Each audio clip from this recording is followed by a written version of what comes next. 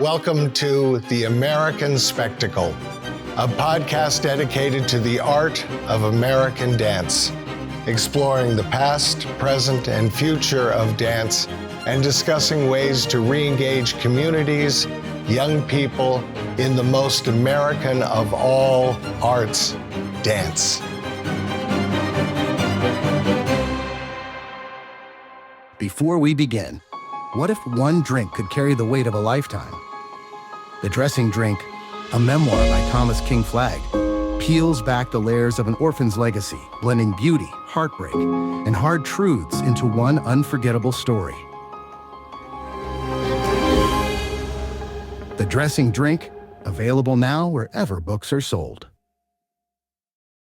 I'm Tom Flagg, host of The American Spectacle. I'm a longtime arts supporter and arts advocate of the art of dance. Today, I have the pleasure of introducing to you Shaun Taylor-Corbett of Broadway fame, now starting his great new show, Distant Thunder, coming to Broadway in a couple of months. Shaun, look, it's Shaun Taylor-Corbett. Hey! Well, it's Tommy. I haven't seen you in so long, and now it's virtual. I know, I miss you. I'm going to have to fly down to see you soon. Well, I think you'll like it here, and there's a lot of potential that's going on here in Melbourne, Florida. Yeah. So I hope we'll try it. But I wanted to bring you in today for American Spectacle to talk a little bit about your experience and your history in all sorts of musical. You've done everything now. I've known you. I think I met you when you were 7.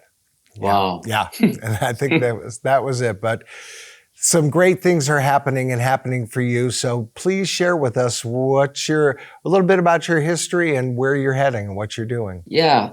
Well, thank you. And you know, we have known each other for a long time. You've helped me out over the years so many times, and I've been there throughout all the different stages of life, college. I remember you took me around. I mean, you've just been there all the time, and thank you so much for that, man.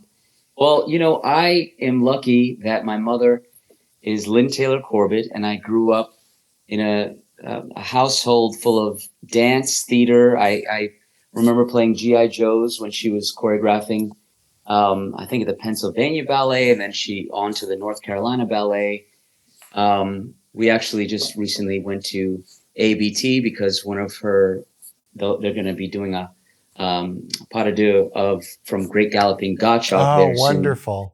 Yeah, so it's just been a rich childhood for me. My father was in the music business, so I was able to just soak all that in as a young kid and continue on after college in musical theater. Basically, that's how I got my start. I studied international relations in college. I wanted to be a diplomat. I loved other cultures. I love learning languages, but I had this passion for the arts because of my family. And so I got lucky, and I landed a kids TV show called High Five, which was a musical show in Australia. Yep. Yeah. You remember that? We filmed in Australia. I remember. Yeah. For 4 years. And I've always been a great mover. My mom tried to, get me into ballet, and sometimes I kick myself that I didn't.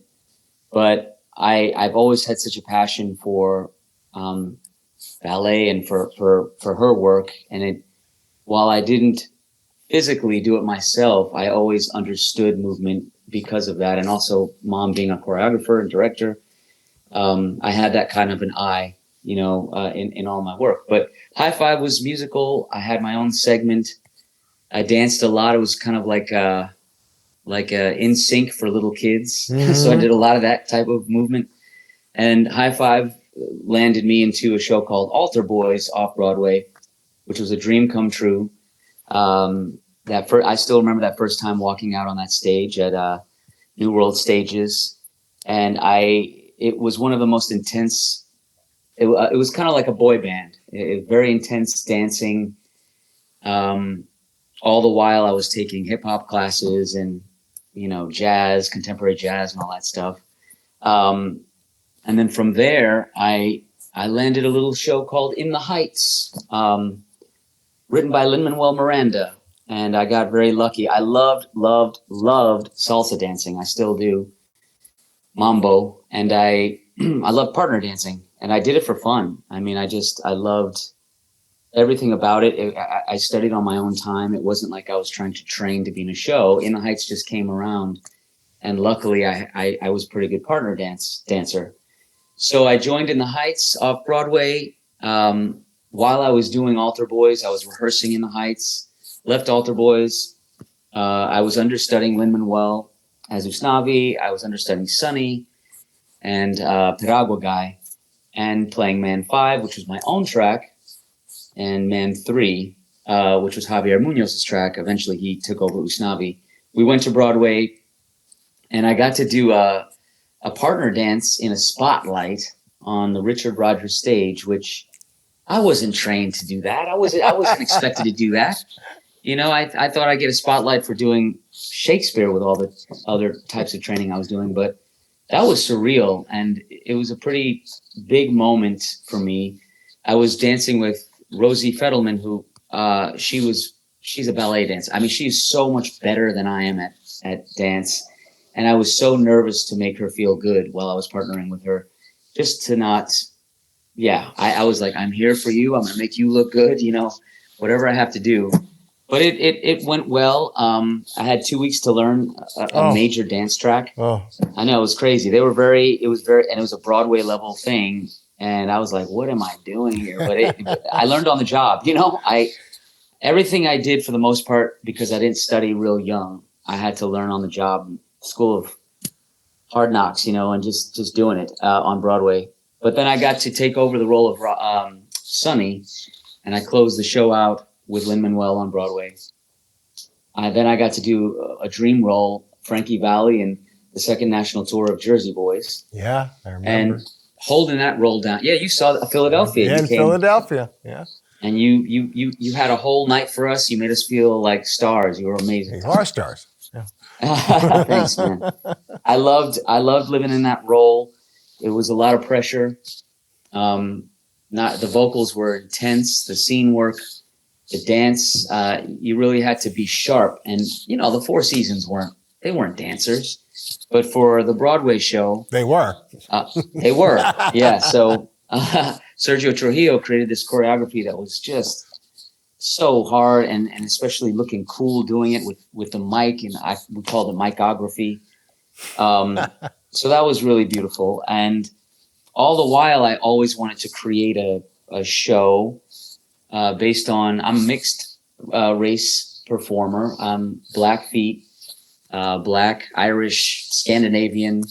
But I really identified growing up with my Native American side. And I wanted to create a musical that featured Native powwow dancing, Native singing, drumming, but with pop music, because I come from the pop world and I'm on a musical theater style. And I wanted to create it with my mom, because she took me out to Browning, Montana, to the Blackfeet Nation when I was 15. We connected with Darryl Robes Kipp, who is foremost scholar in preserving the Blackfeet language. And he took me under his wing and just said, we've seen a lot of young guys like you trying to come back home and reconnecting with their tribal ancestry. And he just taught me the importance of language preservation as a portal to one's identity. And yeah, he went all over the world, you know, he went all over to New Zealand, and his practices were taught everywhere, and they still are. So I came away with such a profound sense of who I was from that trip. And more so, I wanted to create a story, not just about Browning, but also one of a mother and a son, and a family story of people trying to heal in their own families, you know. And I wanted to do it putting a spotlight on a community that I think it's magical. I mean, it's just something magical about Indian country. I wanted to also combine all the skill sets that we have from my mom's background in the arts and choreography and directing on Broadway, and that kind of Western style of a performance, but bring into that arena a native powwow sound, the forms of dance that haven't been seen on a Broadway stage before. And so that's an interesting question. Have there been predecessors in this genre? Not many. And also, especially not in New York. I believe we are the first mainstream native musical to have a production in New York. That's amazing. It's been a lot of plays, which is great. Like some great native plays, including one that I've done called Between Two Knees in New York with music. But this is a full scale musical, you know, like, and we want to have it in the American musical theater canon. We want this to be the one. It's great. So we have a lot of different elements we have to deal with. You know, we have all the traditional elements. We have to make sure we do it right. We have cultural consultants who are my mentors, Smokey and Darnell rides at the door. We have like 13 or 14 different tribal identities represented in the show. Wow. So each person brings their own voice to it. And this has been like off and on, we've been working on this for like 12, 13 years maybe. I remember. Yeah, and it's just, we're finally getting there after all this time. And now I'm more immersed in my culture and with the tribe than I ever have been before. We're getting so much support. I'm involved in the ceremonial community there, and a lot of my community are coming out to see the show. So it's really beautiful. It's wonderful. And one of the greatest joys I had a few years ago, I got my Blackfeet name, you know, and they named it's Ichthyoxisticum, and it actually means distant thunder, which is the name. Yeah, which is the name of the show. Yeah. So it's a real personal story. Everything's wrapped up in it. My mother and father dynamics when they got divorced and growing up, and how hard that was. All my journey as the main character. I'm in the show too. Of course, I got to give myself a role. That's it. So it's the main character is learning about his identity, his journey with his tribe, and reconnecting again to all the things he used to know. So all of that's in there. All the things I learned about the language, but then all the pop songs that I co-wrote with my writing partner, right? Because I come from that world. So. Well, it's funny. We call this show American Spectacle because we saw great American musicals on Broadway and film, television, and what we were that way. But if we go back in history, what was it? A rain dance, you know, a plowing dance, a courtship dance.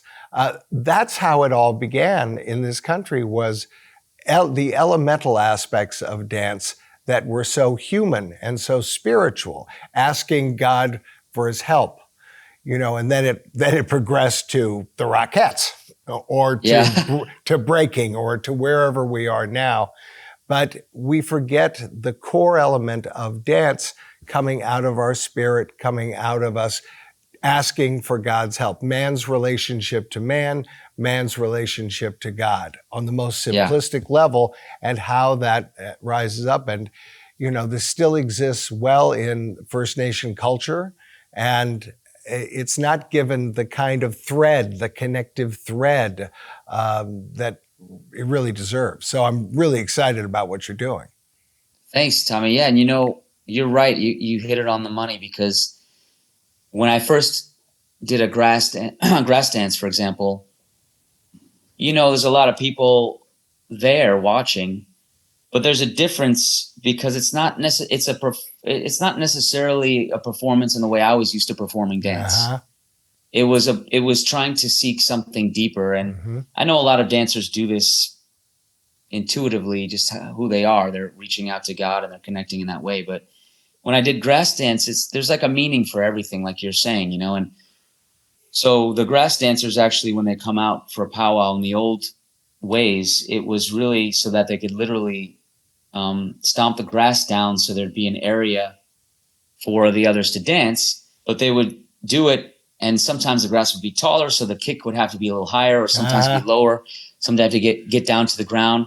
But then connected with that, there's something called honor beats, and everyone, you know, each song's different, but every song has like honor beats, and those are to honor the creator above, you know. And And so it's also, you're dancing. What they taught me is that you're dancing for your elders, you're dancing for your ancestors. Ancestors. Yeah. You know, dancing for, we call them tiny tots, the little kids, dancing for those who can't dance, you know, for whatever reason. And so it's got so much meaning behind it, and really, like and you intimacy, said, intimacy. Yeah. That's one of the different, we talk about a spectacle. It's something that's far away and is bigger than life.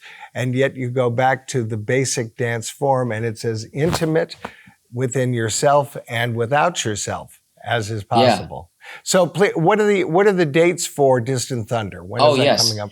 So Distant Thunder is going to be playing from September 25th to October 27th in New York. Amas Musical Theater is producing, as well as Tall Tree Productions, which is Lynn and I's company. And you can get tickets at amasmusical.org. Great. Well, I will be there. I'm just not sure when, but I will definitely be there. What a great way to reconnect, and what an accomplishment for both of you. You know, thank you. Thanks, dream team. That's right. The dream team. Oh, wow. Yeah. It's making a musical it's like when we started it, I had no idea how hard it was going to be. Thank God I did it. Because I don't think I would have done it, but now we're so far in and we're almost there. Yes, you are. That it's, and you know, we're still, we're almost there. It's a dream come true. It's great. And I wish you all the best, as I always do, but I'll be there to say it in person. Oh, thank you. I know you will. Thank you so much for your time today, your expertise, and your great story and history. Say hi to Mom. Tom. I will. Thank you so much. All right. God bless. Bye-bye. All right. God bless. See you, everybody. If you enjoyed today's episode, please join us for upcoming podcasts, where we'll speak to some of the most consequential voices in the dance world. For more information, you can go to my website, thomaskflagg.com. In addition, you can find me on all social media platforms. If you want to learn more about me and my unique journey, please check out my book, The Dressing Drink. It chronicles my early life and efforts to better understand my parents, both entertainers in their own right. I'm Thomas Flagg, and thank you for joining us today.